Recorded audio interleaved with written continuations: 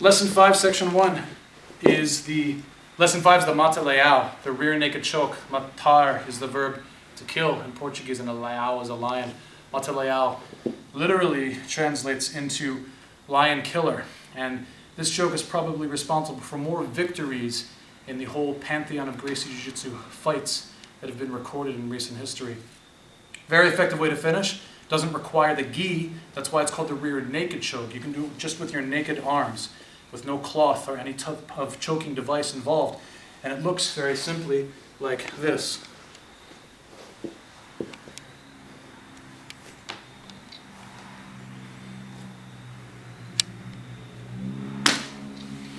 What did I do?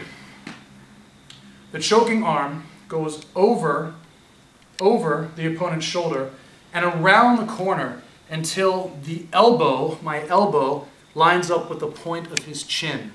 Lines up with the point of his chin.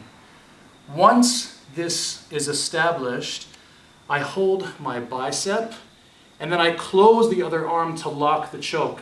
The hand on the locking arm goes low behind the head. You can put your hand backwards like this, or you can do what Elio did where he would comb the hair and go behind the head. Either way, it's critical that the locking hand goes low behind the head at the base of the skull. So line up the elbow and then hold your other bicep and lock the choke behind the head. To finish the security of the choke, I want to put my head next to his head on the same side as the junction of the arms. Where they join, that junction is the same place I put my head. If I put it here, it's very awkward. And then to finish the choke, see this V that I create here? This V. I want to pull that straight through with slow and continuous pressure as if I'm moving the V directly through his neck, from the front to the back. And how do I do this? Not by pulling and arching and lifting and stretching my core, but by remaining very compact. Line up the elbow with the point of the chin, hold the bicep, lock the arm in and put the hand low behind the head. Put my head on the same side of the junction, and now to finish the choke, I want to pull the V straight through using the muscles of my back. So I try to expand my chest and then roll my back. And this is a slow choke, anywhere between 6 to 15 seconds to render the person unconscious. So there's no rush to do this. When you do this, move very slowly and breathe. Before you actually apply the finish, pause. So you've done this. You've lined up the elbow with the point of the chin. You've held your other bicep.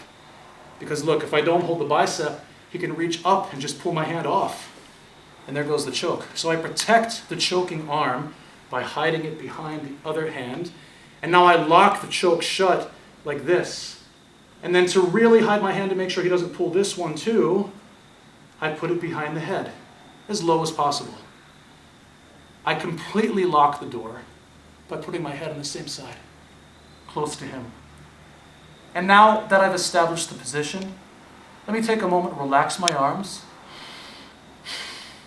breathe, and then when I'm ready, I just start to pull the V straight back and expand my chest and roll my back muscles. That's all. I shouldn't see any movement. I shouldn't do this and have to arch and lift and strain. I should be able to simply sit down, right?